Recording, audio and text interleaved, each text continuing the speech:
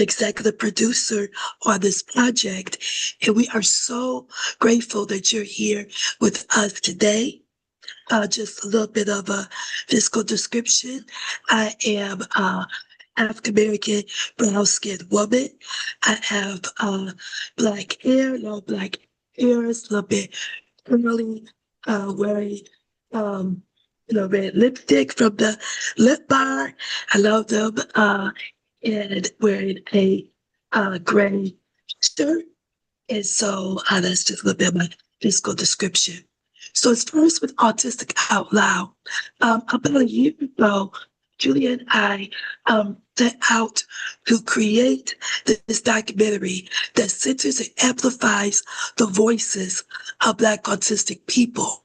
The stories, as we know, as just Black disabled people as well, our stories are left out of mainstream narrative and conversation.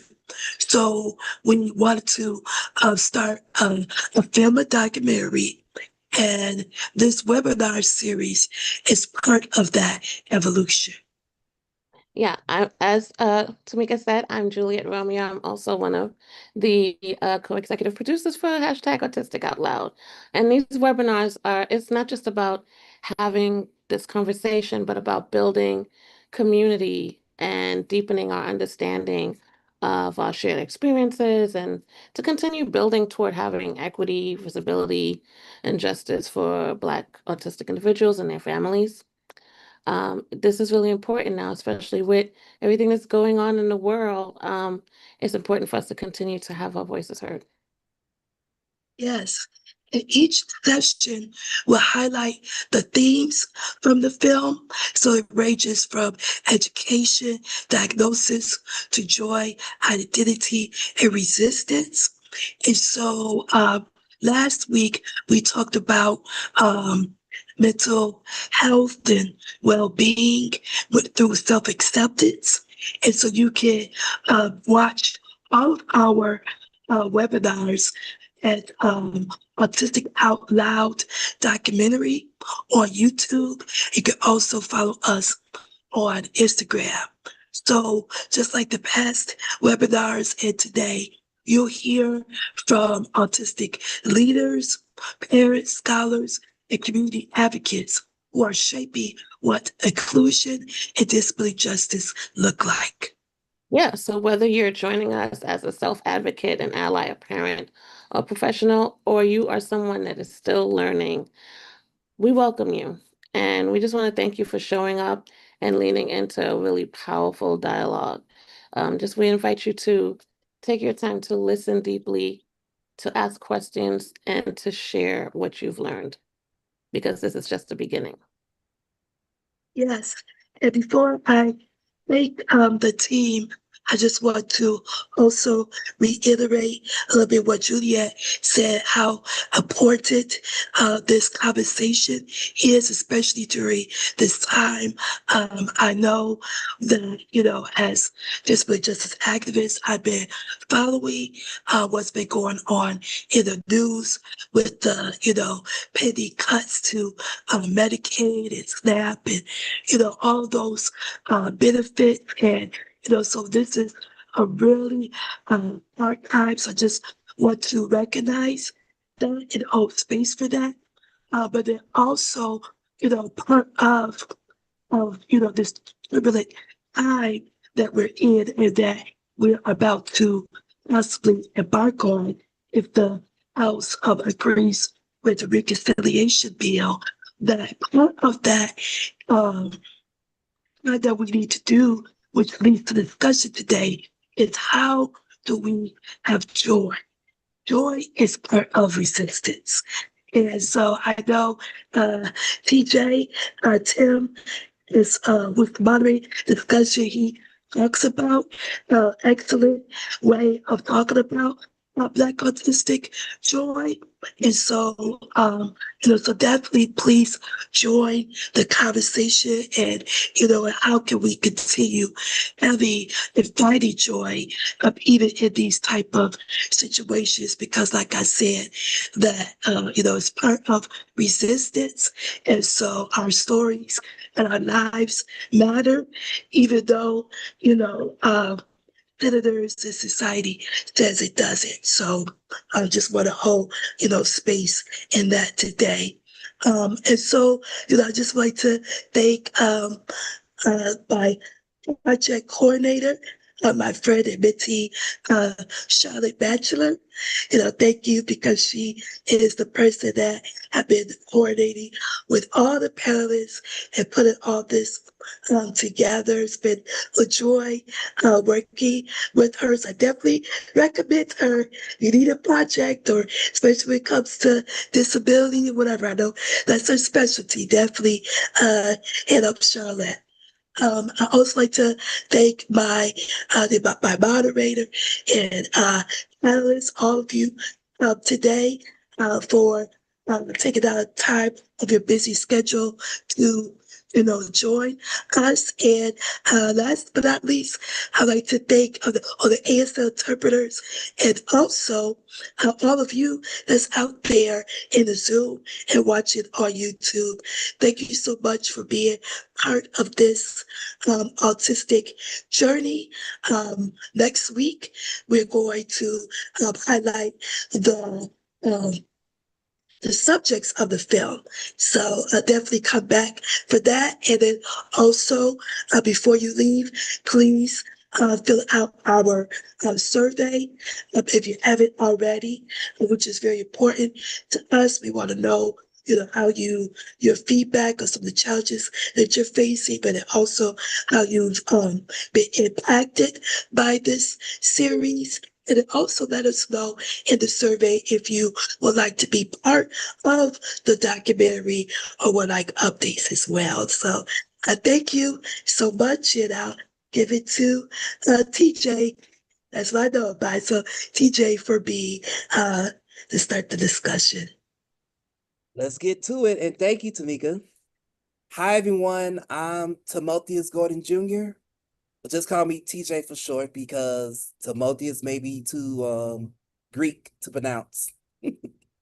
But anyhow, in addition to being the moderator for tonight's discussion on Black Autistic Joy, I am also a research associate at the University of Illinois Chicago, where I use my passion for self-advocacy, racial equity, disability culture, autism acceptance to create webinars, training sessions, and publications on basically anything on disability and race, as well as inclusion in higher education and sports, exploration of sexuality in the disability community, coping with COVID-19 pandemic, mental health emergency services, and much more. I'm also a co-founder of Chicagoland Disabled People of Color Coalition, which is a self-advocacy group for disabled, autistic, neurodivergent, and deaf people of color in the Chicagoland area. And I also been writing a lot on disability and race as well, in which, in fact, my start began with creating my blog called The Black Autist, where I illustrate news topics and I share my insights on the intersections of Blackness and disability, especially Blackness and autism. So it's not gonna really be a Q&A, it's more gonna be a conversation. So as us autistics, just let the conversation flow. But I will make sure by 7 o'clock, 7:10 Eastern time, or around 6 my time, which is I'm in the Central Time Zone. We will leave time for panelists to share resources and also for you all to ask questions as well in the Q&A session in the chat also.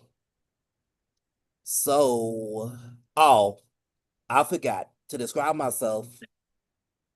I'm currently in our office in Chicago. I am African American, king size, wearing glasses, locks, a black shirt, and jeans. So I'm about to present our great panelists, our great stars in the Black autistic community. So first up, we have Kayla Smith. Kayla Smith is a disability justice activist who talks about autism and race. She's the creator of Black Autistic Pride, which celebrates the pride of being Black and autistic. She tells her story as a Black autistic queer woman, hoping to bring intersectionality perspective. She's currently in grad school to get her master's degree in accounting, and her goal is to become a certified public accountant. So she will be handling your money. So please hit her up. And what we have next, CJ Fox. Yeah, that's me. Mm-hmm.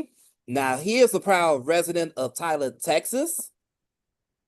That is the home of the Roses and also to two great people, Earl Campbell and Patrick Mahomes, for those football fans. Let me stop before I get into my special interest. In his role as a motivational speaker, he is fervently devoted to the cause of autism acceptance, with a special focus on empowering minorities with autism. Fox is driven by the belief that everyone deserves to have their voice heard, especially those who are often overlooked or misunderstood. His work is aimed at giving a platform to those voices, fostering understanding, and advocating for the support that can uplift and enable individuals with autism from all walks of life to reach their full potential. So keep doing what you're doing in Texas and beyond, and empower us. Oh, and I also forgot to mention, I'm also a first-time author too. Yes, he is. My book is called The Sound of Autism, but in the Black Voice. It's on Amazon and Barnes and Noble's online. Just in case you want to buy it. Appreciate it, Caesar. I forgot to mention about the books. My apologies. That was okay. Then next up, we have Safia Muhammad. She is a disability policy advocate, transition specialist, and founder of Urban Matters Advocacy and Action, or UMA, a late identified Black Muslim woman and mother of 5, including 3 autistic sons. She uplifts autistic joy, intergenerational healing, and cultural belonging. Known as the Accessibility Navigator, excuse me.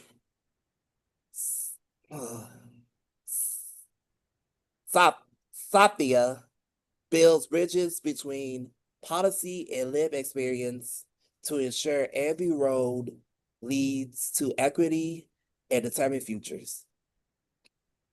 My apologies, everyone, if I mispronounce the name. I'm still practicing.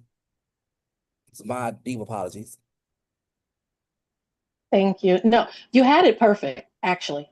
The consonants are what's so scary because there are so many of them, but you had it perfect. Thank you. And I'm happy to be here. No problem. Happy you there as well. And thank you for being generous. Lastly, we got a superstar. We got an up-and-coming GOAT in the entertainment industry, Nick Sanchez. He is a 20-year-old young actor, model, and filmmaker. Mr. Hollywood, He refers to himself as awesomely autistic, and he is a strong advocate for kindness. He recently made history as the first actor with autism to portray a lead character with autism in a Hallmark movie, In Our Christmas Journey, with Holly Robinson Peete and Lyric Bent. Nick also played a lead role in Boris Kodjoe's directorial debut movie, Safe Room, on Lifetime, opposite Nicole Ari Parker. He can be seen recurring as Silas March on the successful ABC series, The Rookie, and recently hit the big screen, also Charles in The Accountant too. Growing up, Nick viewed his autism as a superpower that allowed him to see and experience the world in a different ways than others. Nick is already making history and continue to lead with kindness, sweat awareness, and break through any limited perceptions of what autism really looks like. I feel humbled to talk among you all. You all are the stars, the superstars, the icons. I'm just a regular person moderating the whole situation. Well, thank you. I appreciate it. And this is also, it's my mom, my momager. I literally and figuratively would not be here without her. So. And we're My all just mom. people. We're all Yeah. regular people. Just trying as to make amazing it. as us. It's okay. Absolutely, absolutely. Yeah, I want the autograph, probably. I want your autograph. No. He said probably. I'll think about it. Please do. Or if I could be in your next movie in any role, Exactly. Me I'm too, up man. for Come on it. now. Yeah, it's interesting about that. Yeah, I I get always that. I want do to be an poses, you know what I'm actor. saying? I do poses like this, you know what I'm saying? Keep it on mind. Sure. Oh, thank you. I want to be an Appreciate it. actress growing up. I'm like, what? Having a Black autistic actor out there, do your thing, baby. Thank you so much. Brayden, okay? Thank you. You gotta represent, baby. We gotta represent.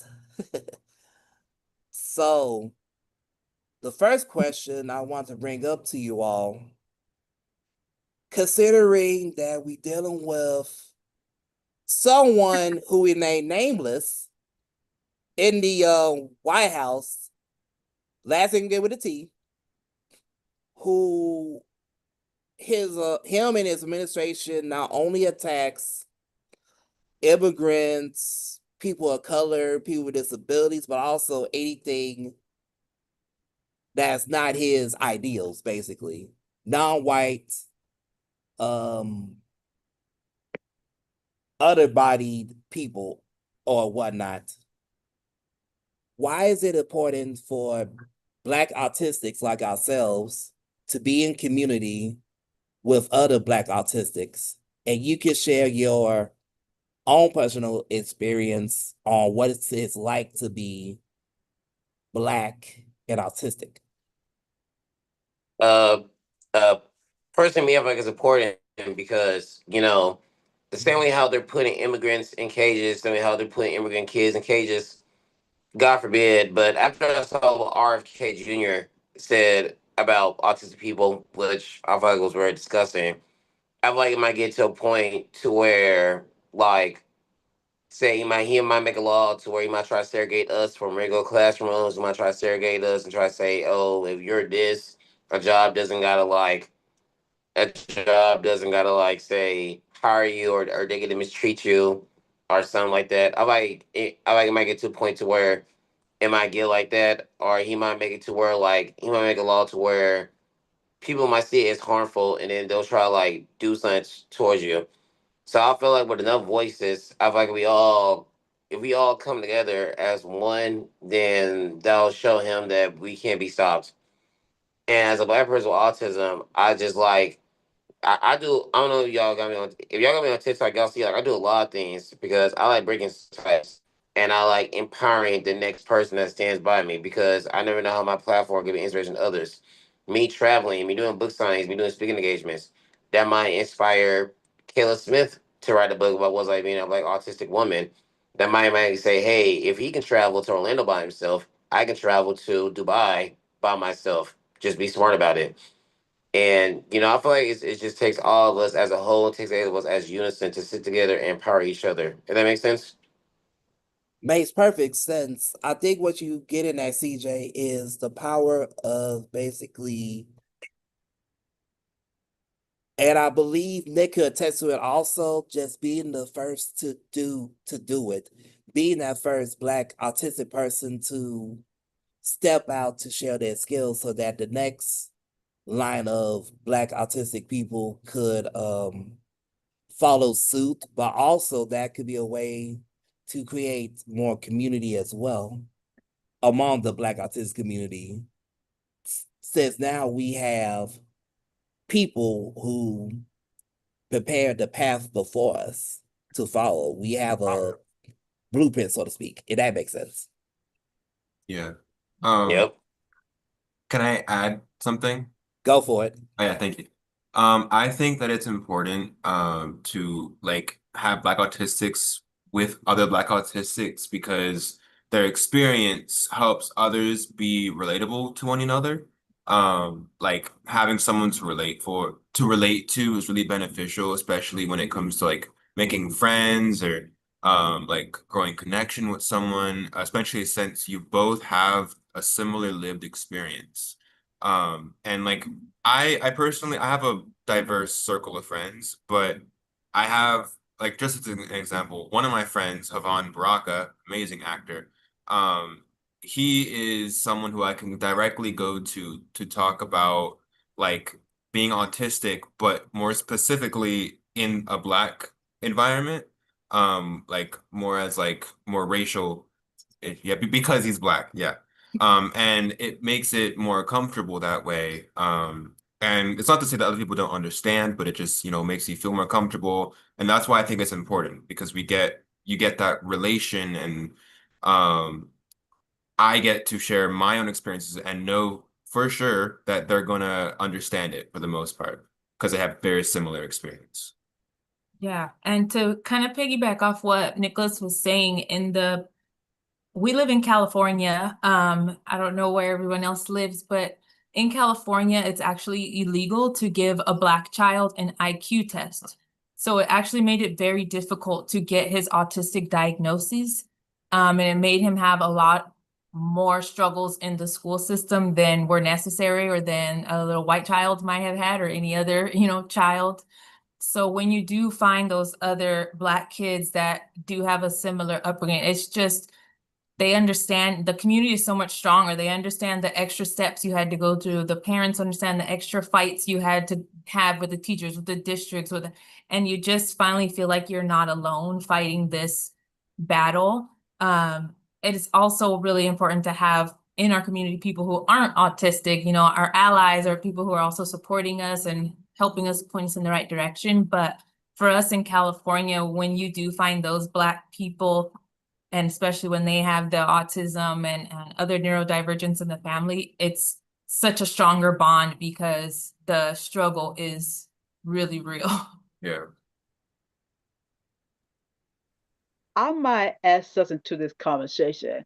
I think it's more important, like, share our voices, like being on social media, like, cause it's not many Black autistic out there. Like, I remember just sharing my story, what I like to be me, and I have a YouTube channel to talk about my story, what I like to be me.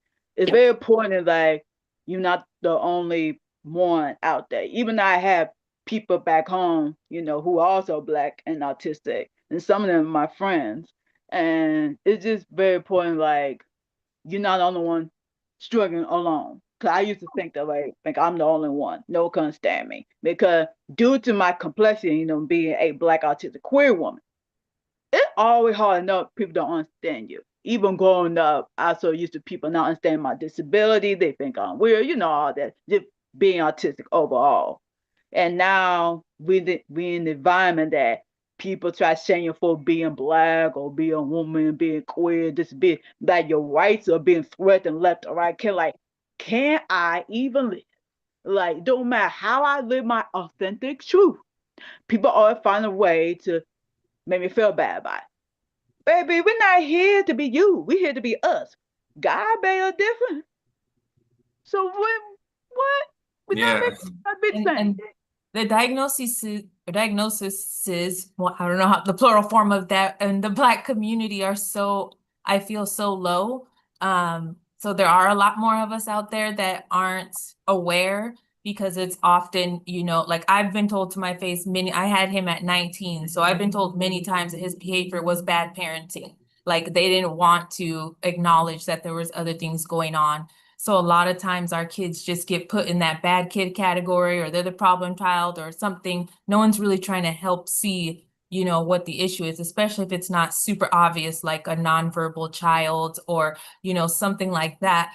If they seem to look normal, then they're going to expect them to act normal, and anything else from our experience of being Black was placed on the parents, or he's just bad, you know? And so I feel like there's so many undiagnosed, you know, people in the Black community with autism or ADHD, or especially women. Most women don't get that diagnosis till much later, because Black women are, you know, don't matter what you got going on, you're strong, take care of people, do what you got to do, you know? So we've figured out how to mask better than anyone in the entire world.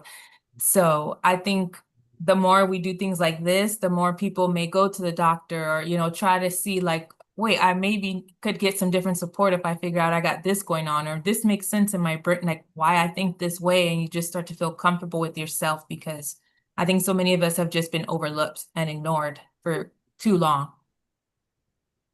Sorry, you go ahead. Sorry. Okay, sorry. So, well, just to introduce myself, because I didn't take the opportunity to do that, as Safia Muhammad. I'm a Black woman, or often referred to as an African American woman, with warm, medium brown skin, wearing a blush pink khimar, which is a Islamic head wrap, secured with a pearl tip clip. I have on mauve lipstick, gold earrings that are actually under my scarf, which you can't see. I have on brown glasses with gold accents, and I'm dressed in a black and mauve dress. So, I'm joining you from my home in New Jersey, and I'm smiling with gratitude for this conversation, because all of you touched on things which are so important in my public policy work. One of the biggest challenges about us as the Black disability community, Black autistic community, in being ignored in public policy, in legislature, in getting laws passed that actually support us, is because we're still not interconnected. In the self-advocacy spaces throughout the nation, but especially here in my home state in New Jersey, there are so few Black disabled, but even fewer Black autistic people who are standing up and standing out. I say few because I definitely don't want to eliminate, belabor, or negate the work of the people who are standing up. And it's a challenge for me even to support my sons, to encourage, I should say, always supporting my sons, but to encourage them to be a voice and stand up. And I bring them to everything. So they see me, they see people, they see politicians, but they prefer to live their life quietly. And when issues or situations come up where law enforcement is involved, or an unfair situation happens in school, in high school, in college, in the community, I remind them of how much it's important to have your Black voice, but it's equally as important to expand your autistic Black voice, and help people to understand who you are. But first, it's important for you to understand who you are and embrace it. I've embraced myself as a neurodivergent woman, being diagnosed with ADHD at 39. I'll be 56 in a couple of months. I've embraced myself as a Black/African American woman. I've embraced myself as a Muslim woman. And I've embraced myself as a female, as a neurodivergent, heterosexual female. All of these labels or all of these categories where people see me, I have to remind them that in spite of any category you see me, I am the same person. Despite any mask that you see that I wear, I am the same person.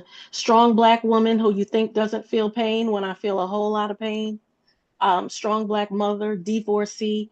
I'm the same person having different experiences, which people outside of our community refuse to understand that our neurodivergent loved ones, our autistic children, that they have different lived experiences in the same body, respected and accepted in the same body, and stand up and speak up about what's important to you as the individual before you speak up about what's important to us as the community. I hope I didn't go off on a tangent because my ADHD will take me down many roads. Reel me back in when you need to.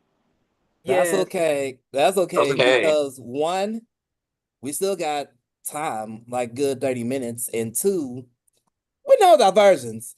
Of course, we'll be off a tangent a little bit. It's okay. And I want to add something to the conversation. And I forgot to introduce myself. My name Kayla Smith. I am brown-skinned Black woman with black length neck down hair, and I wearing a black shirt. And I love how you talk about Sophia, about embracing who you are, because a lot of time, especially with autism never being discussed in the Black community, because it's not me awareness, because how I learned about it before I became an activist, like when I never forget, I'm probably maybe 15 at the time, being a teenager, do my research, will I be an autistic girl? They got information about that. Of course, not many, but it's some. When I never forget, when I say back then, I say Black girl who autistic, or I say Black girl with autism, it's none. But it's more now than were back then at 15. I'm 27 by going on 28. I'm 27 now. I'm by be 28 in October, and I'm from North Carolina. I'm in the South. But It's not South. it's not. Yeah, it's not many resources. It's more resources now than were back then, but it still ain't enough. And I'm glad that they mentioned that we embrace who we are, because we live in a world that's very biased. It put you in a box. Because all my life I've been put in a box because, oh, you're autistic, you're good with numbers. Oh, you're Black, but you're probably this way or that way. I've been had people label me all the time because of who I am. And yes, I am Kayla. I'm me. Yeah. Yes, I autism say by autism don't affect me. Autism who I am is not part of who you are. It's actually who I am. I'm different. I'm not meant to be. Because my reality is complex. That's why intersectionality is very important. You gotta talk about it. If don't, you leave people out. Absolutely. I think not only you, but a couple of you all also mentioned the difficulty of understanding what autism looks like in the Black community. And I think some of y'all was beginning to touch on it. What I also noticed is that we autistic differently than other races, simply because of the cultural influences. For instance, people would not see me as autistic because I don't talk about trains a lot, numbers, science, though I could talk about football on and on and on and on and on, and not just the game itself. I could talk about strategy, trades, the history, the social construct of football, and it's a stereotype. So take it how you could take it, but in some parts of the Black community, sports is a thing, and I'm fit in because sports and music is a normal conversation. How deep I go into it is maybe weird, but it's still a thing. Or we may be savants in music or other parts of Black culture. So I really think that it is very important to be in community with each other to spread our particular culture because it's so unknown. And to the large autistic community, we get so dismissed because the way we autistic is too, let's be honest, Black and inwardish. Blackity black. I feel just to add to that, like we are autistic different. I hope no one takes offense to this, but sometimes I feel like when he got diagnosed, he has ADHD, autism, and a mild form of Tourette's. And the way it was described to us was that it's kind of like, well, it's like an umbrella, and there's all these things under the umbrella that kind of come with a neurodivergent diagnoses. And so a lot of people have, you know, like I forget the word, like coexisting diagnoses, like ADHD and OCD or things like that. And sometimes I feel with autism, it's such a spectrum because since humans have this innate need to label everything and they ran out of names, and then it got to a point where they're like, this is different than the norm, but I don't know what it is, so let's call it autism. Oh, this is also different, but we don't have a name, let's call it autism. Almost like, I don't know if anybody has any other chronic conditions, but like what fibromyalgia is to chronic pain conditions, it just became this like, we don't know what you have fibromyalgia. Instead of like really looking into people as an individual, the spectrum just became so large because they ran out of names, like I feel sometimes. And that's why now we have this like sometimes like a poster child of what autism is, a young white boy throwing a tantrum. And it's like, okay, but not everybody's white with autism. Not everybody throws tantrums. Some people just stop talking. Not everybody can even speak. Some people are nonverbal. Like, but we always label things because we're scared of what we don't know. And I feel like sometimes autism is just too broad that it makes it so hard to help us on a real individual level. And in this country, when the further you are away from straight white male, the harder you're going to struggle in any of our social institutions. So I feel like being Black and being autistic is so difficult here because they don't want to hear our struggles a lot of the times. The system's not set up to help us thrive. It's actually set up to help other people thrive.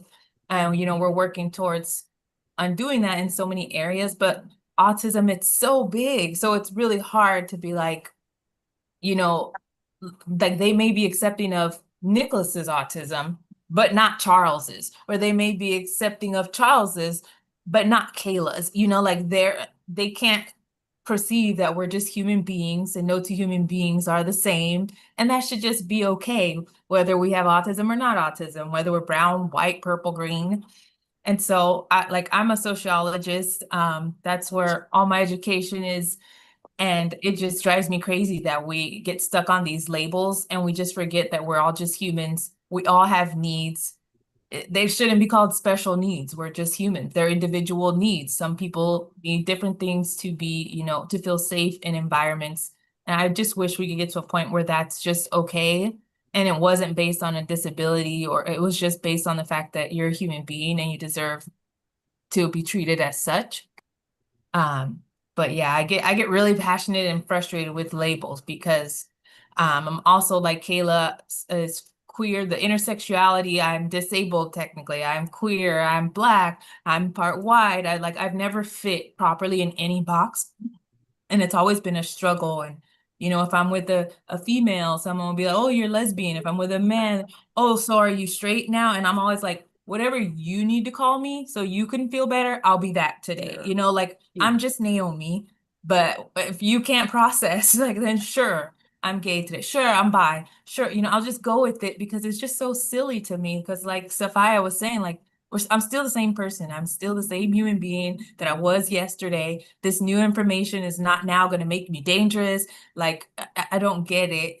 And so I just get so frustrated, and to watch the struggles he's had as all these labels get put on him and he's still be the same kind boy. It's just unnecessary. And we need more things like this and more people speaking up and just saying, I deserve to be treated with respect. Like, it's really that simple to me. I feel like it's frustrating because a lot of people, like when I tell them that I'm on the spectrum or I'm autistic, a lot of people Sorry. hold on, sorry. A lot of people use stereotypes to describe the way that I should be like, which is extremely frustrating because unfortunately the norm is like what she said, like a baby throwing a tantrum or someone looking like they can't talk or walk. Like it's sad, and it's led me to a point where people will literally like tell me, "You're not autistic. You don't look autistic." I'm like, "What do you want me to do? Like like play dumb? Like I don't get it. I am autistic. It's me." Oh my Um, gosh, that so one. You don't look yeah, autistic. Oh my Hey, yeah, gosh, fun I fact. Hey, have that it's experience. extremely frustrating. Yeah. So yes. nowadays I just, I speak my truth. I tell people like what I struggle with, and if they don't accept it, then there's the door. They can go find another person to not accept. Like as long as I'm okay, I'm okay. But it is very frustrating nowadays to have to deal with that. And, So, and and also that only said, I'm gonna say a fun fact real quick. In high school, I was the only black person with autism to graduate from early college high school in my class. To actually, I was the first and only person in my class. Like, I'm sorry, let me start over. I was the first person ever at my high school, and the only person in my graduating class that was black and autistic to graduate from early college high school. But my last year, this white professor wanted to keep me at the classroom. And long story short, he was asking me like, "Do I have autism?" And I was like, "Yes, sir." And in so many words, he was telling me like, "Oh, you guys show me proof, or I'm gonna kick you out." Oh Because yeah. he was accusing me of like being disruptive. You took that girl's syllabus. I didn't take it. I asked for it. And then when my principal came and spoke to him, he told my principal I thought CJ was a guy on drugs. I thought Correct. CJ was a guy. I thought CJ was a guy who was high on drugs and whatever. And Get I was the just thinking, get out of here. no, literally, like, no, literally, like, he told my principal that I thought CJ was a guy on drugs, and I was thinking, now if I was a white person with autism, would you be saying this? Nope. No, you wouldn't. Hell And no. even when I do, We're my and say, friends. when I do speaking engagements, that's one thing I mentioned in my speaking engagements, one obstacles I overcame. Because it's like, if I wasn't butchering anything, if I was white with autism, you wouldn't be questioning me right now. You'll be making sure I'm good and everything. Now, why is it that I'm black with autism? You would accuse me of being on drugs. I don't even, for crying out loud, I don't even do drugs. I don't smoke. I don't do none of that shit. Excuse the language. I don't do none of that right there. I don't do no drugs. I feel you 100%. I just hate the fact So, that when I say I was There you go. frustrated that day, I was frustrated like to the roof because it's like you over here like having me move across the class because he usually when I was in the classroom, I'll usually sit in the front, helps me stay focused, and you moved me all across the classroom, and it was to the point to where like another girl saw what he was doing and she wrote her number down saying like, "Hey, you got any questions? Just reach out to me. I got your back." All that jazz, and it was just and it just and just personally like that just encouraged me to like just when people start acting like that, is he because he wondering at me is this what's just similar to what Nick was saying. Like, if you start acting weird towards me, or if I see that you acting weird because I'm autistic, at that point, hate to sound harsh, but at that point, you're dead to me. At that point, at that point, I won't have nothing else to do with you. You say hey to me first, I'm not saying hey back. If I see you inside the street, I'm not picking you up. Cause see, cause one thing that doesn't matter with autism is not everybody deserves your presence. Everybody does not deserve that nice side of you. Cause one thing I notice is that with some people, you got to be cordial and kind, but don't be nice. I'm gonna say that again for everybody in the back. Some people you gotta realize you gotta be kind and cordial, but you cannot be nice because some people will use your autism and take that as advantage. I've mhm. I learned guess that will the hard always way come back to you. plenty of times. I've learned that the hard way plenty of times. Even to this day, like one girl at my job before she left, I was new, so they was telling me, "Hey, you pair with this person and you learn from them." And the first time she called the supervisor saying like, "Oh, please, somebody has to come relieve me. I don't want to be here with them. I don't want to be here with them." That was first strike. Second strike, when they told her you up here with CJ, she made a face like so I went to a supervisor about it. So I told supervisor about it, and I told her like, "Hey, next time you want me to purge somebody, do not put me up with her." Because one about me is I don't kiss ass. I don't do that. We definitely don't kiss ass. Once I'm Actually, done, I'm done. Once I'm done with you, I will make it well known to you. I'm not fake. I'm done. absolutely. I have a question to ask you and also to other panelists as well, because I think you actually get into another aspect of being in community with each other, which is defining what our community should look like. And I think you just provide an example that it's okay for us Black autistics to speak up and speak out and stand our ground or be on business, even when people try us. So in a broader question, in a perfect world and you are the judge, what does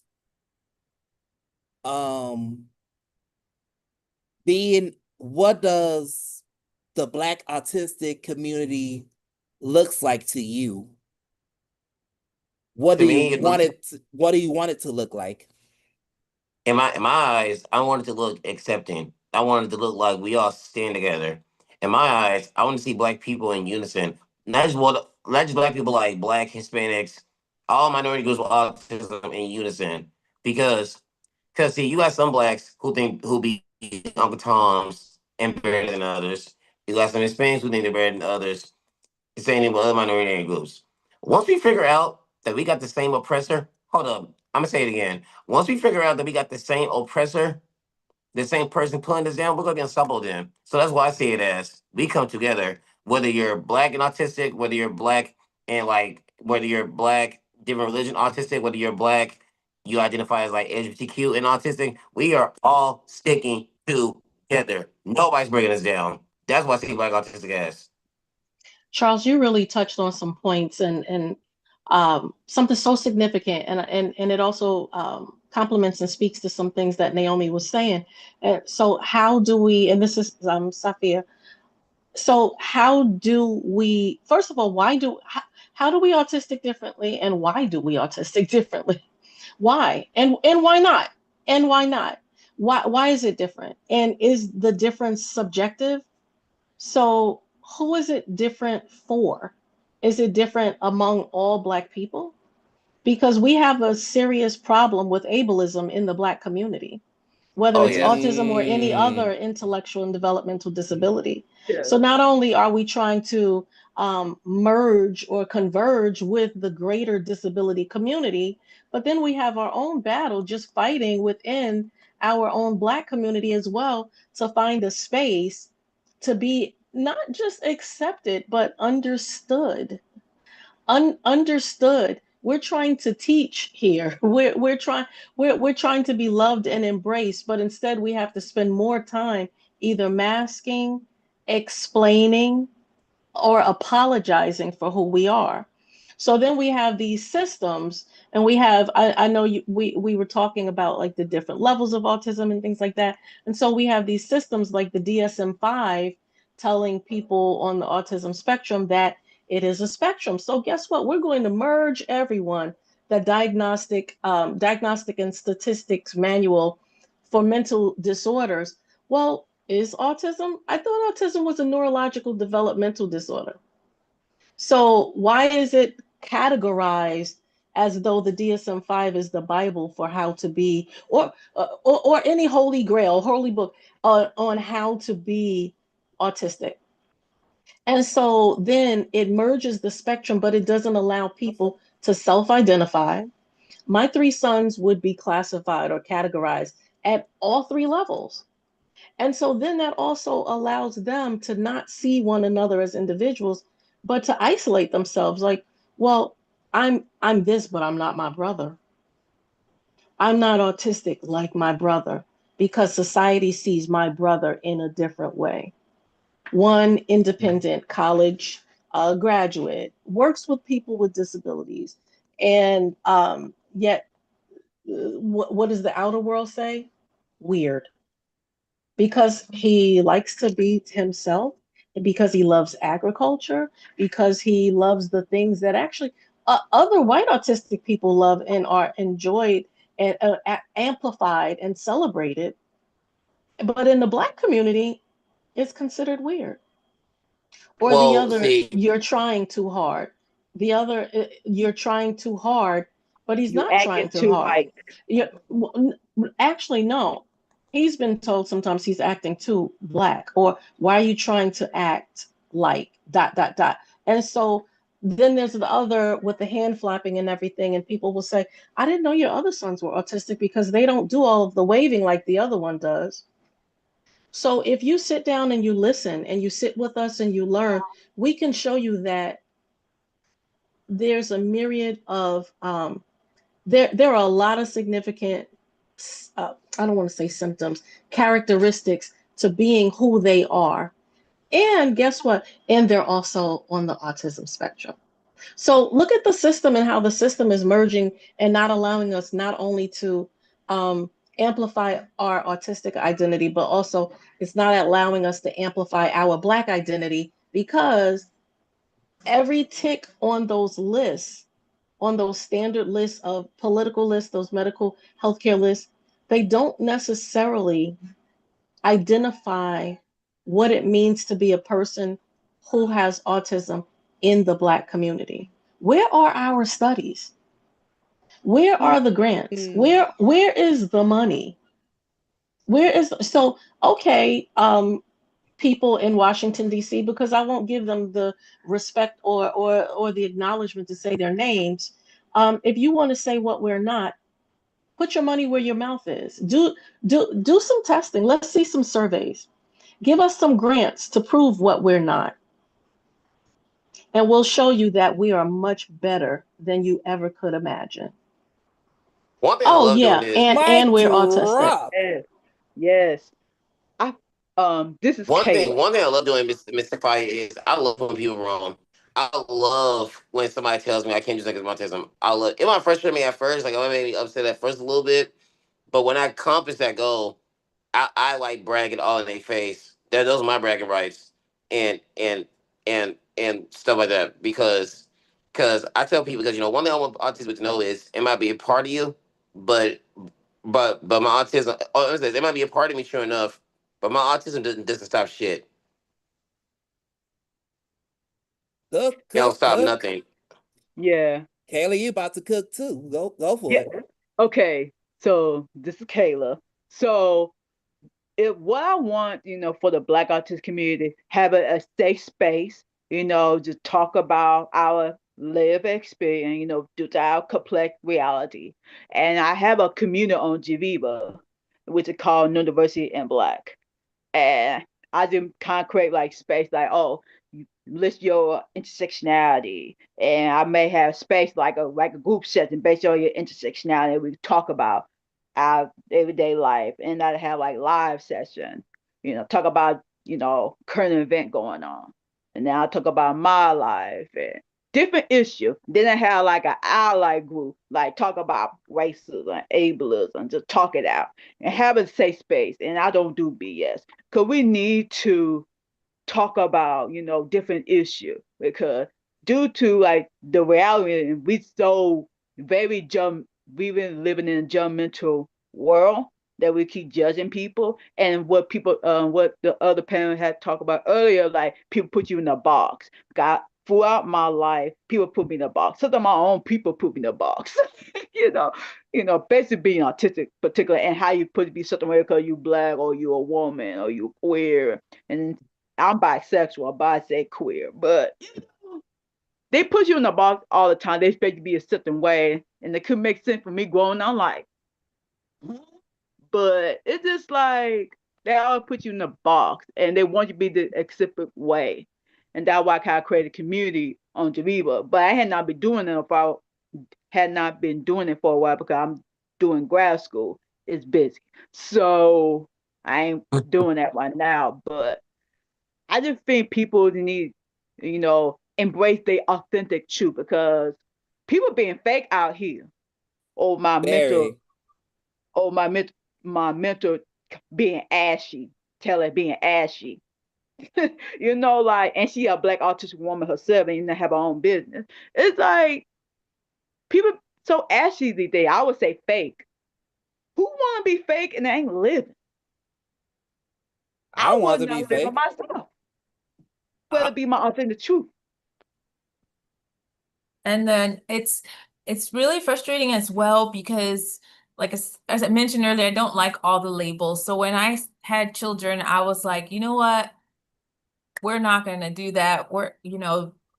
Up until he was like 8 or 9, him and his sister, they didn't say, oh, the black girl, the white girl. It was my friend with the pink jacket. My friend, we didn't talk about race like that in the household. I'm thinking I'm doing something great.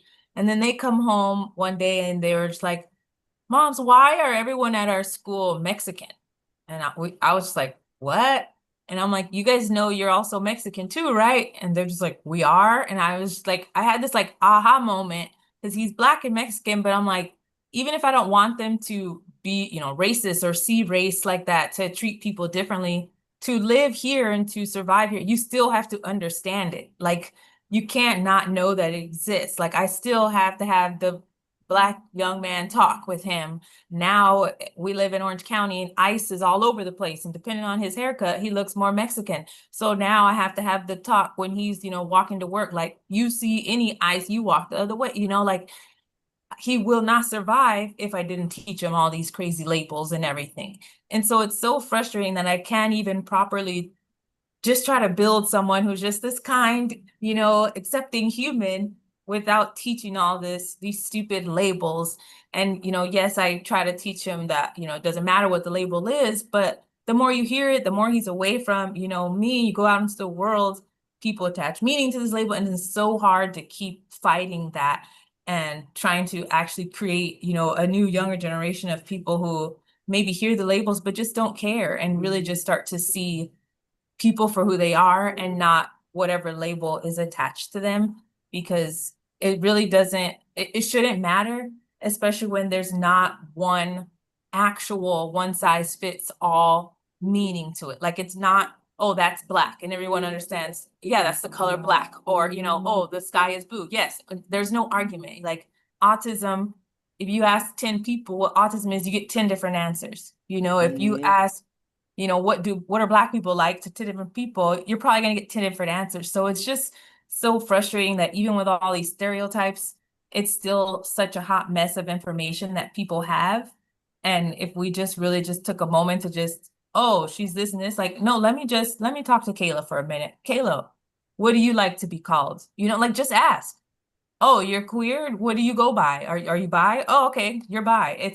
To me, it's no different than, my name is Naomi. If someone called me Naomi, I'm gonna correct them. No, it's Naomi. If you keep calling me Naomi after that, that's a choice and that's rude. But I'm not gonna be mad at you the first time for getting it wrong, or maybe the second time, like, give people the benefit of the doubt that maybe they're not trying to be racist or hurt you. They just don't know. And then people are more open to be educated and to, learn something new and apologize for maybe making an assumption. Like, we are humans. That's how we survive, is by being prejudiced. We're all prejudiced. So we have to prejudge a situation to survive. But then if you learn something new, adjust your mind, and be accepting and be okay.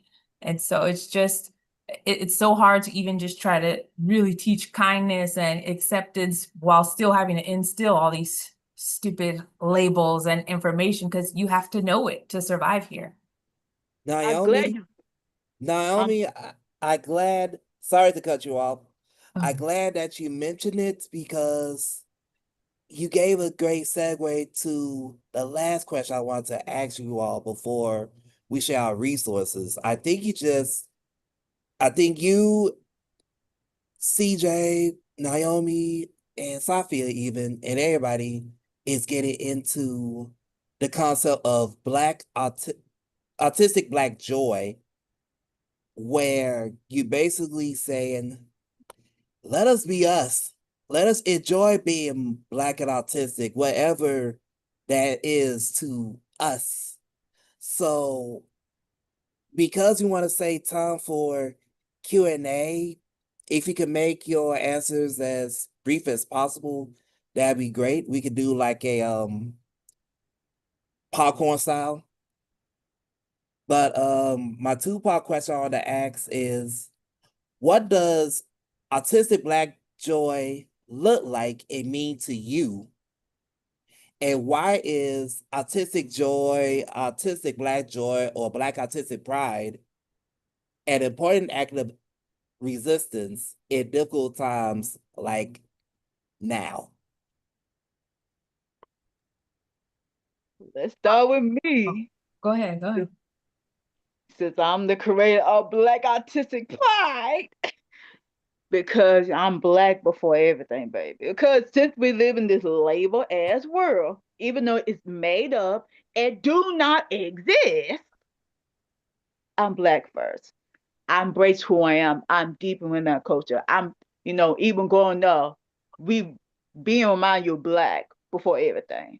Yes, I'm Black. I'm beautiful. I'm melanated. And I'm blessed. You can't copyright me. I'm the original.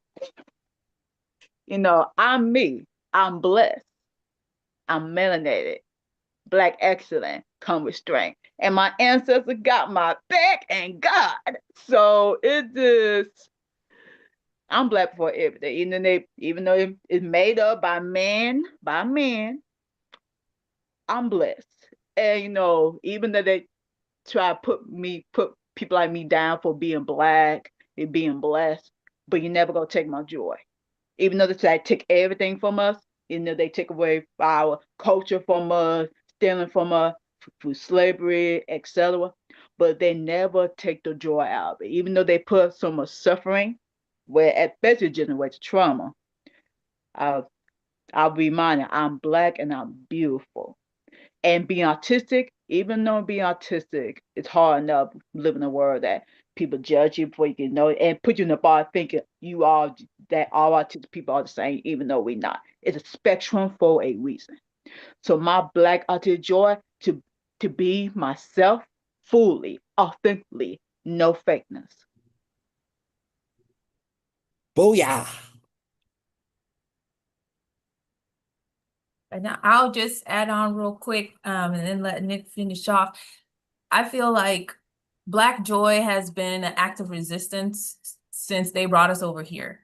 No matter what, we were singing, picking cotton, we were, dancing, creating our own songs, new hymns, whatever we got to do to get through tough times. And I think that's why they don't like us so much, because every time they, certain people at the top, the 1%, whatever you want to call them, try to bring us down, we find a way to be happy anyways, and we'll continue to do that. I don't think that should mean it should be okay to allow them to treat us that way, because we have the power to, find joy through anything.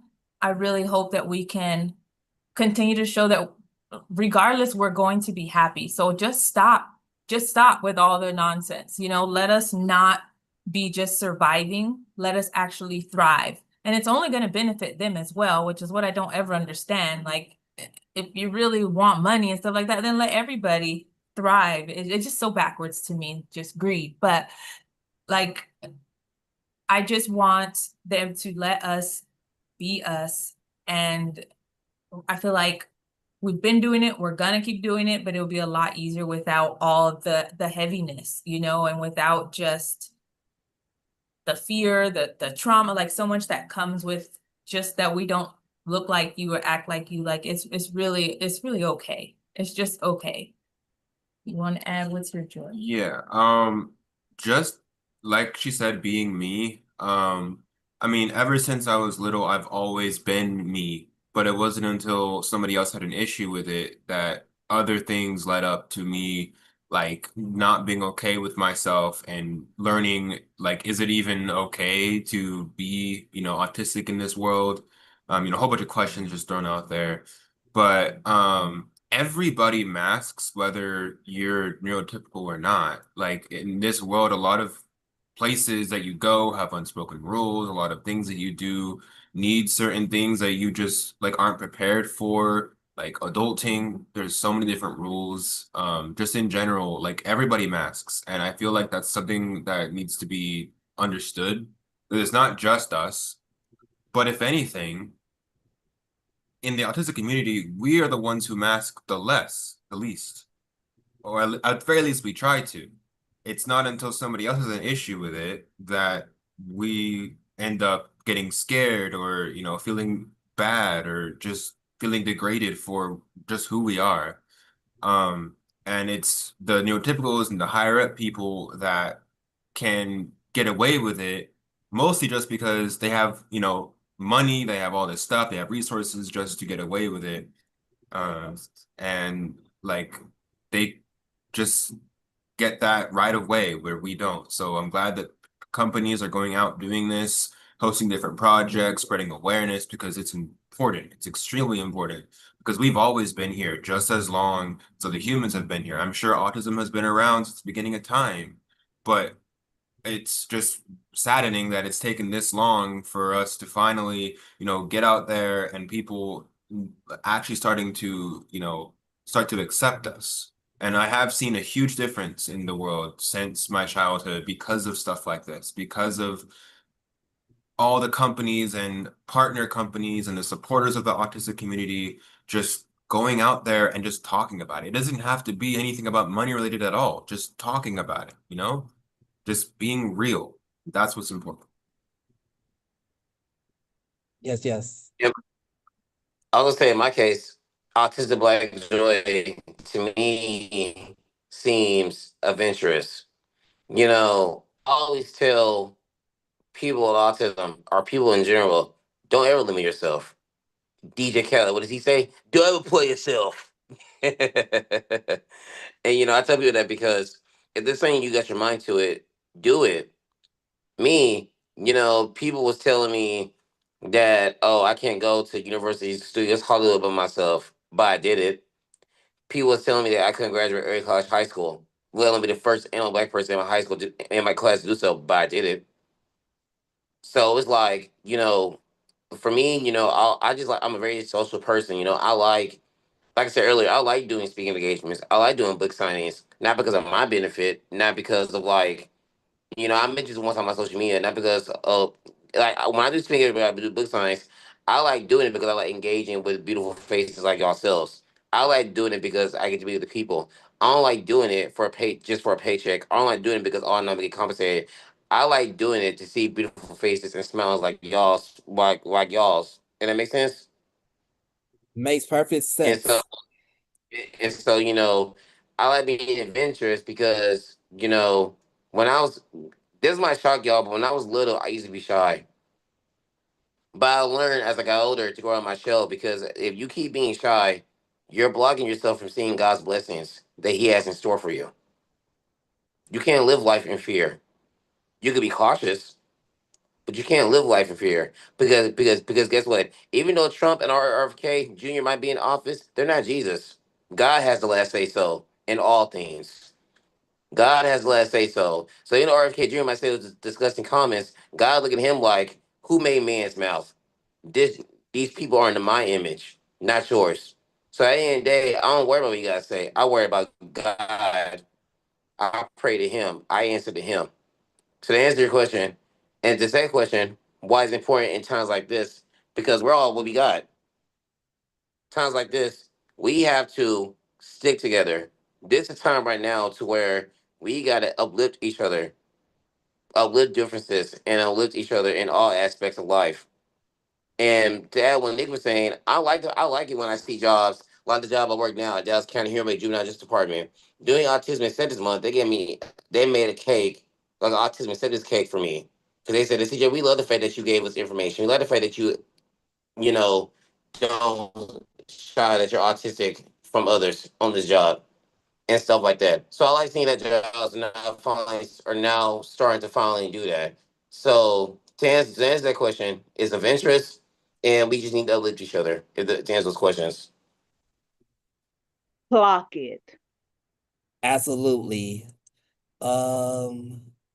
If Safia is still here, then I'll let her go. If not, then I could close out. But to me, Black autistic joy and why it's important is come down to this. Black autistic joy is enjoy the existence of being yourself as a full human being who happens to be Black and autistic. Meaning, I could enjoy being Black and autistic as a father and a godfather. I enjoy being Black, autistic, and polyamorous. I enjoy being Black, autistic, and researcher. Everything I enjoy, Blackness and autism has something to do with it. And you can't take one of them out. I need them both. Otherwise, I'm not tumultuous. I'm not TJ. Without the intersections of me, I'd rather be complex than simple anyways.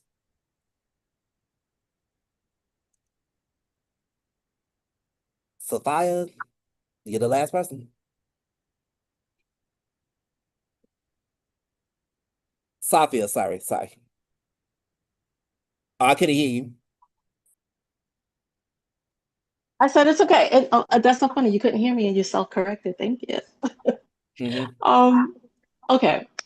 So, and I want to try to touch on, I was reading the 3 questions too. So I want to try to see if I can merge this into the 3 questions. So, forgive me, I'm a little distracted because we're moving, so I have a lot of stuff going on in the background. So I've often found that when Black disabled folks, and especially those of us navigating autism spectrum disorder, intellectual or other developmental disabilities, dual diagnoses, other comorbidities, when we go looking for community, we're met with spaces that are very white. It's the way it is, or even very young. So there's a lot of spaces, and even a lot of the spaces that I worked in, which are centered around youth and children's issues. The children grow up. They're only children for 18 years and then 21 years, depending on if you're focusing on education system and division of developmental disabilities and any other service delivery, right? So we're finding that they're young or they're white-centered, but where is this space that is centered around and reflecting on our lives through our lifespan as adults, because we're going to be, God willing, adults longer than we are children. And so then it becomes isolating. And so how we find the joy. And sometimes we have to find the joy by just centering on what we've all talked about, simply being ourselves. Yes, we're still Black. Yes, we're still neurodivergent. Yes, we're still autistic. Yes, we're still male, female, other. Yes, we're still whatever your denomination are, it is, whatever your belief is. Yes, we are those things, but before we are all of those things, we are that soul and that individual. And so if we can center on finding joy in that individuality, I think it can help us also move out of that space of isolation. And I hope that makes sense. So because we experience ableism, yes, but then because of so wanting to be connected to so many spaces, we start to internalize ableism too. So we kind of create our own internal ableism by wondering, are you enough of that other thing that I am? Let me internalize it for myself. Am I Black enough? Am I Muslim enough? Am I female enough? Was I wife enough when I was wife for 30 years? Am I mom enough? Am I daughter enough? Am I big sister enough? Am I advocate enough? Am I enough, Safia? And if I am enough, Safia, and this is me processing, so I have to reflect on myself first. If I am enough, Safia, then it helps me to be a secure and a better everything else. Mother, advocate, all of those things. And person living with ADHD, and person living with lupus, and mother of neurodivergent people, 3 sons on the autism spectrum, a daughter diagnosed with ADHD, a grandmother of a neurodivergent person. But I can't be enough of anything if I'm not enough of me. I can't be enough for them if I am not enough for me. I cannot. And so when I look at the boogeyman in Washington, D.C., or the boogeymen, and the boogie women, and the boogie people, and the boogie there, and them, and others, because it's a whole lot of boogies, They right? ugly. It's a whole lot of boogies. A whole lot of boogies. Whole lot of them. You know, in all of the categories. They don't want to, you know, and they're hiding. But you know, boogies tend to hide, right? So with all the boogies that are there, we're still here. And we're still surviving. Historically, we have. We have. You're taking my Medicaid, but you are not taking my soul. You are taking my access, but you are not taking my soul. You are denying some what you claim to be inalienable rights, but you cannot alienate what was already divinely decreed. Clock it. So is this really about me, or is this about you, Get 'em. boogeyman? Boogie them, boogie her. Is this really about me, or is this about the boogie? It's about the boogie.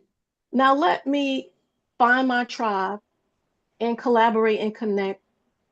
My children have worked as direct support professionals for many, many years, working with people with disabilities, being people with disabilities, supporting others, because parents said to me, Sophia, you got a lot of kids. I have 4 sons and a daughter. And they work so well together to support their brother. I need some of them. And we created a beautiful village and a beautiful network in that way. So we have the tools, y'all. We have the tools to build, right? Because before we had matches and lighters, we made fire with sticks and stones. They weren't just used to break bones. They were also used to make fire. So I have a feeling it's time for us to create some fire. Because the boogie is not going to burn us. We are creating our own fire. I'm just going to step down off this soapbox. I'm here till Thursday. And I love you all, and I'm so happy to be here. Clock it. You did great. You did excellent. So great. Get 'em. So great to for you to be here as well. I'm grateful for all the panelists. Thank you all so much for sharing your thoughts and insights on Black Autistic Joy. And also thank you all for sharing you all's resources, information in the chat as well. I will now pass it to Charlotte, and I'll shut up for a bit. No, thank you, TJ. Thank you to all of our panelists. I will say, as the project coordinator, this was one of my favorite webinars we put together. These are people I have personally followed and looked up to in my advocacy journey. So I want to thank you all for being here. Before we get to the Q&A, I want to give it over to Diane Coles. I see you have raised your hand, and I think I need to give you permission to speak. Thank you for being patient while we work through our webinar. You know, our panelists, our moderators were cooking today, so we didn't want to interrupt their flow. But before we start the Q&A, I will allow you to make your comment, and you can come off of mute now. I think you still might be muted. Am I muted now? Good. Can you hear me? Yes, ma'am. Good. Good evening to all. My name is Diane Coles. I've enjoyed listening to everything that you have said. It was absolutely awesome. I am a woman of color, and I live in Michigan, and I am a mental health professional. I would like to say this evening that one comment is that people of color in the community in 2025 still believe to have autism, ADHD, or dyslexic is a taboo. So I think that one thing that when you're researching advocacy, that we need to educate the people in the community, like the ministers, some people who are employers, like small Black businesses. And I think oftentimes people in the community of color will go to their church members or family members. They will say, "You're crazy. It's a demonic spirit. Nothing is wrong with you, and you don't need help."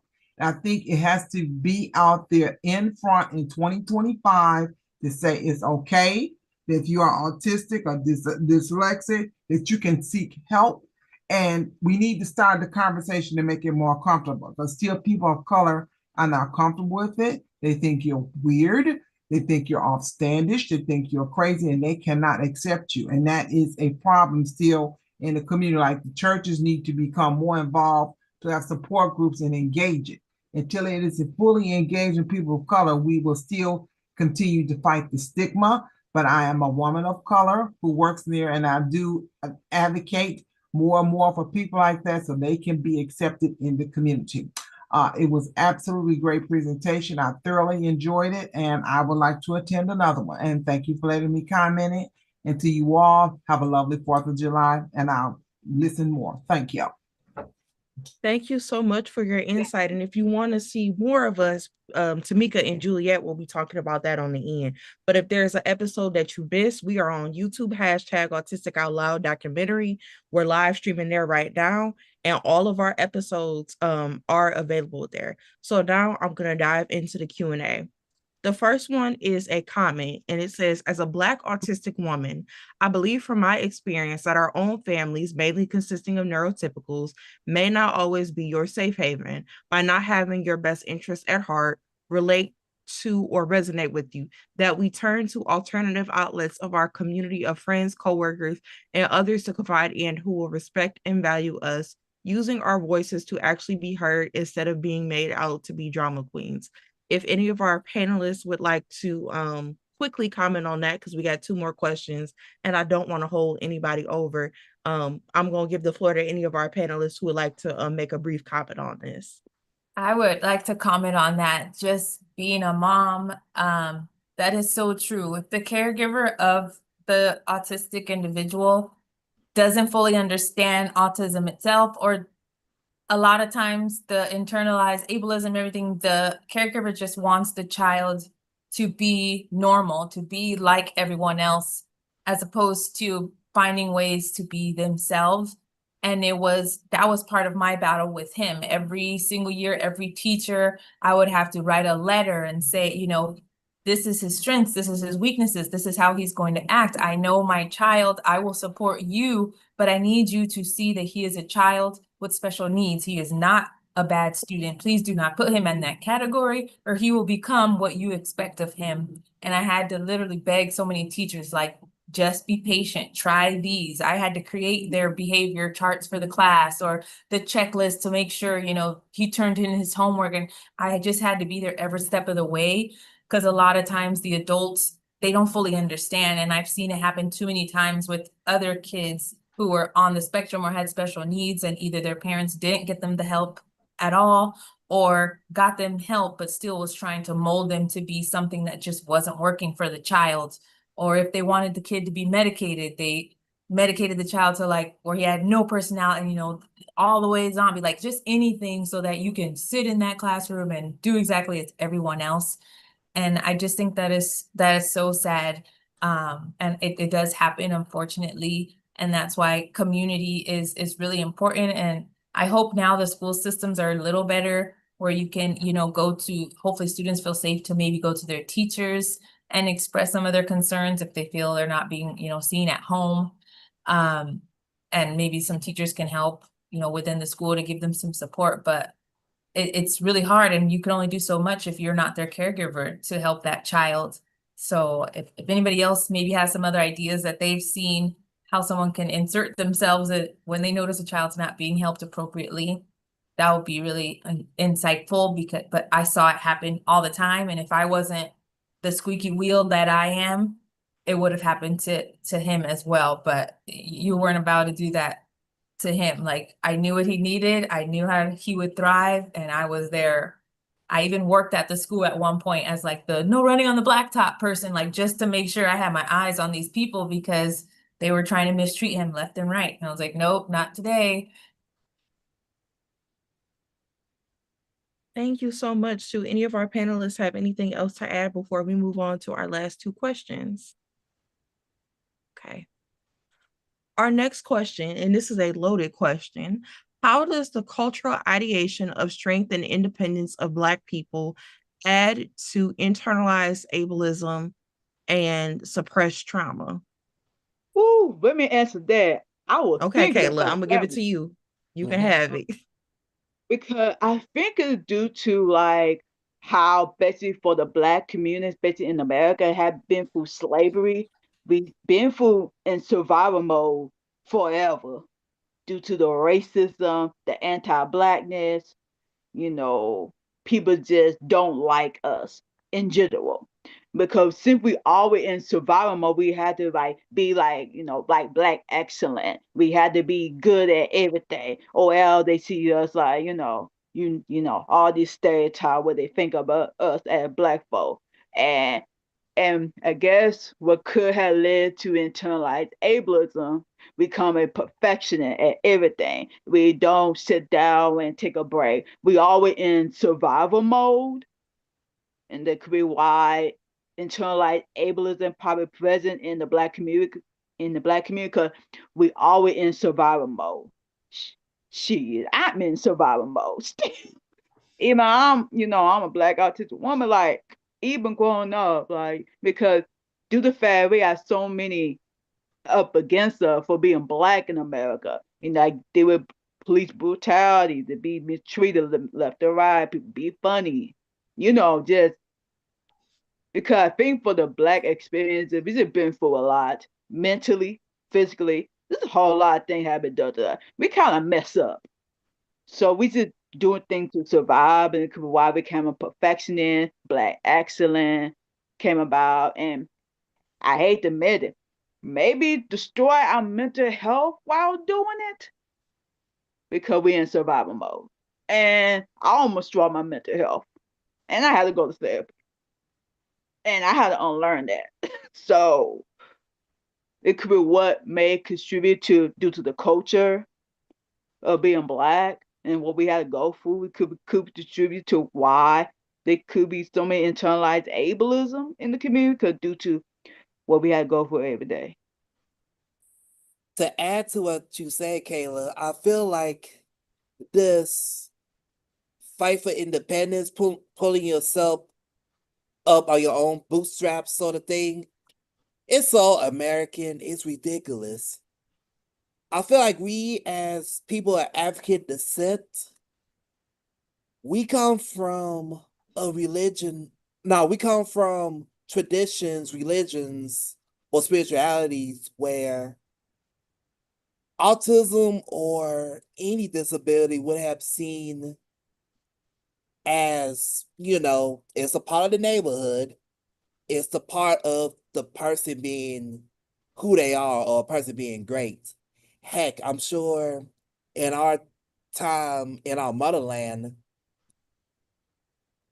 autism would have seen as, oh, this person is great at telling stories or looking into the future or whatnot. And they get the support of the community as well. I think what messes up is we buy into this American ideology that we gotta beat our imperfections or identity or whatever. We got to beat it. We got to overcome, when you really don't have to overcome, you could incorporate it. I don't see a lot of people saying Magic doing great with HIV, not despite of HIV. Maybe with the HIV, maybe he became more focused with business and telling people about the condition, how to take care of themselves. And yes, I'm using sports references, so excuse me in advance. Or Michael Jordan being the great basketball player of all time, instead of saying, well, he overcame his ADHD, just say his ADHD is what made him great because he is able to focus on the fine details of his game, make him a competitor. So I really wish that instead of Xing out disability as a part of our narrative, let's add it to our narrative. Say that disability is why we're great, not beating it.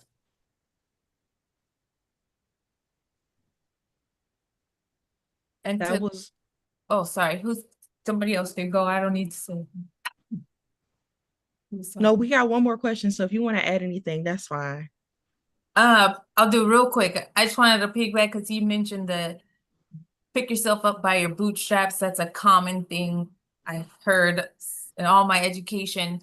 And it's so frustrating. And I've always argued with professors and students, like, you can't tell people to pick themselves up by their bootstraps, but some people don't have boots. And that's really frustrating that some people don't understand that. And you can't be what you can't see. So if you're not exposed to something, you don't see that there's someone with autism who's successful, you're not going to know that you can also be that. If you don't see representations of yourself, of your people, of your type, your disabilities, of, you know, the real reflection of what the world looks like, no one's going to think I can actually be that. So when they say, yeah, pick yourself up by your bootstraps, it's all this lie that they try to tell us, like, yeah, you can make it. And then we see the Oprahs, and we see the exceptions to the rules, not the actual rules. And they make us think you can do it too. But that's not the case for the vast majority of the people. The system is not designed to actually let us do it too.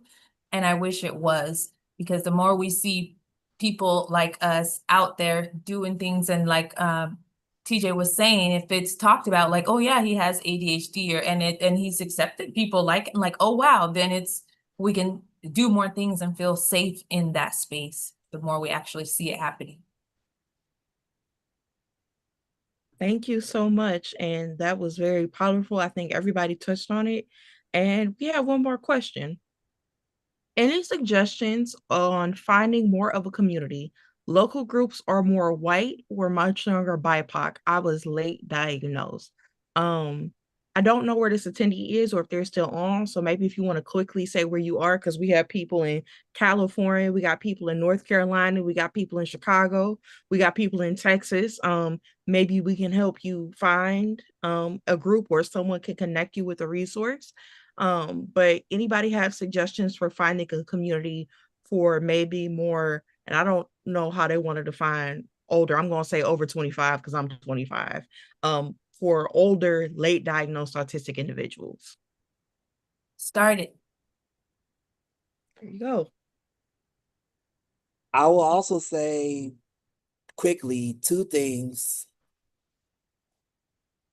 If you online savvy, then online has been my best friend. That's where I met a lot of the Black autistic folks, is online through social media or online groups or online gatherings. If you want to be if you want to meet more BIPOC, autistic and neurodivergent folks in person, how I found some of my tribe in Chicago and other places that I lived in or traveled to actually shared interests. So for instance, I have a big affinity for anime, right? I've been connected with anime fans who 25 plus in Chicago, Atlanta, or whatnot.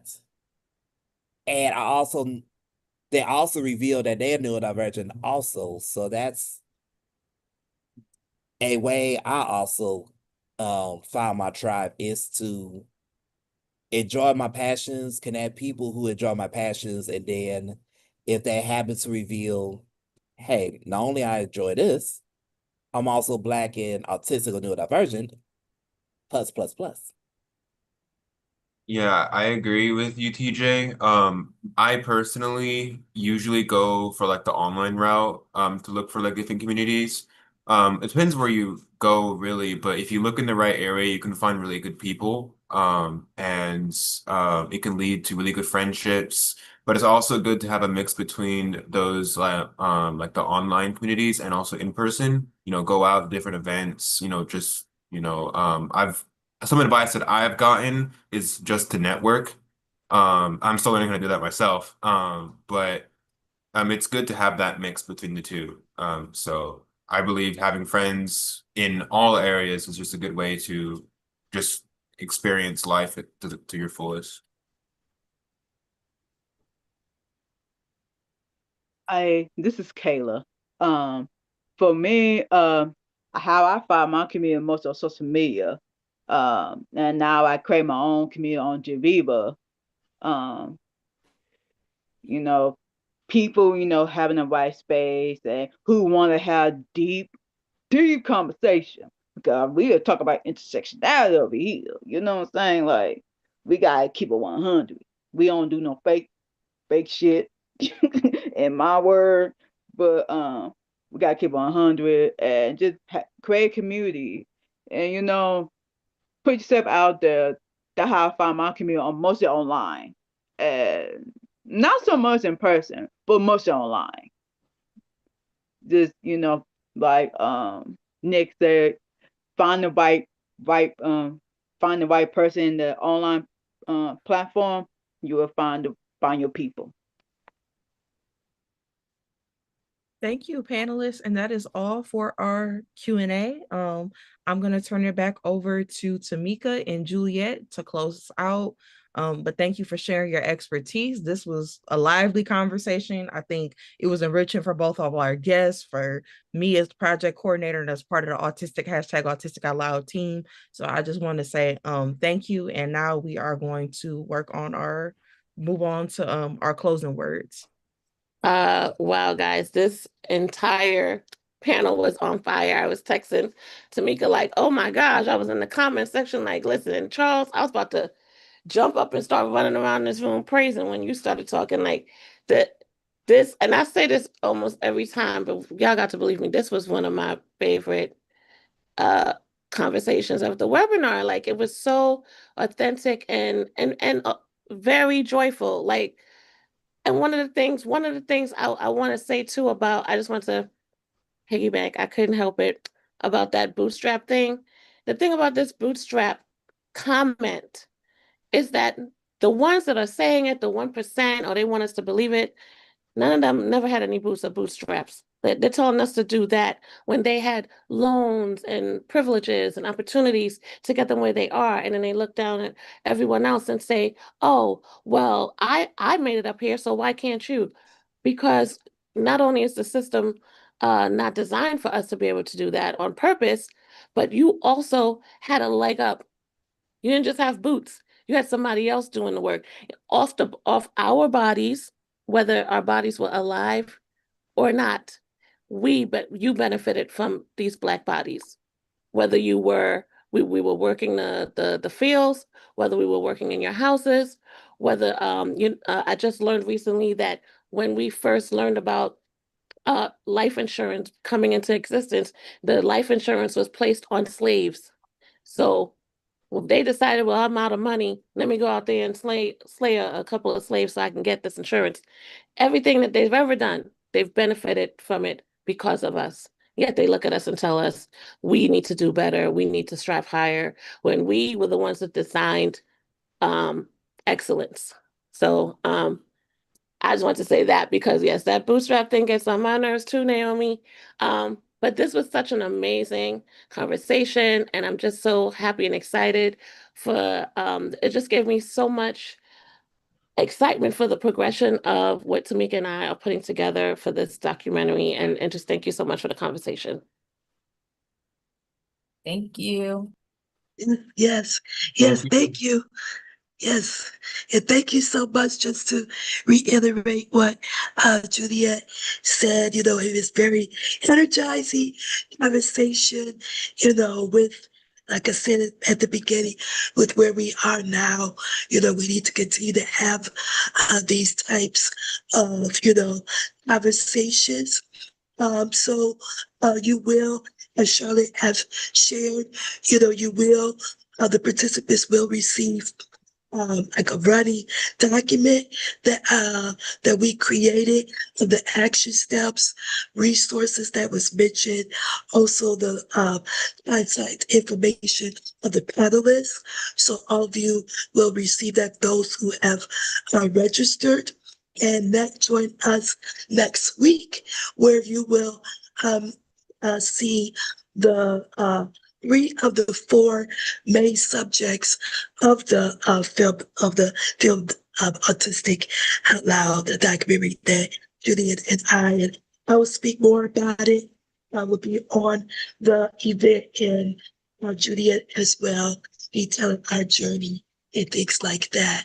So definitely stay tuned for it. So I just want to thank you all so much for joining us today at hashtag Autistic Out Loud webinar.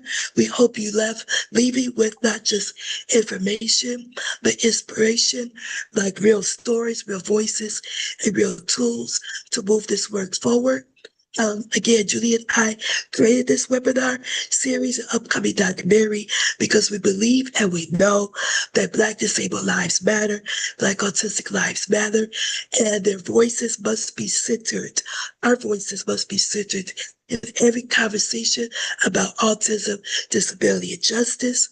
Today, you have witnessed what it means to be autistic out loud, to speak truth, challenge systems, and celebrate identity unapologetically. If today's conversation moved you, we encourage you to keep going. Join and follow us on Instagram and YouTube page to see the webinar, but then also to get updates about the documentary. Definitely share this webinar with those to continue to start the conversations in your own circles. And most importantly, please support the Black Autistic Voices, all the panelists and the moderator of today, but all the past webinars. Continue to uplift them and support them. And again, just thank you to our speakers, our team, our as the interpreters, and to each of you for showing up with open hearts and open minds. Your presence here help us build a more inclusive and just future where no one is left behind. Again, follow us on social media and tune in next Wednesday at 6 o'clock for our last, forgot to mention that is our last webinar for this series. Again, where you see the subjects and us, the producers, talking about the documentary. Until next time, stay bold, stay loud, and stay rooted in justice.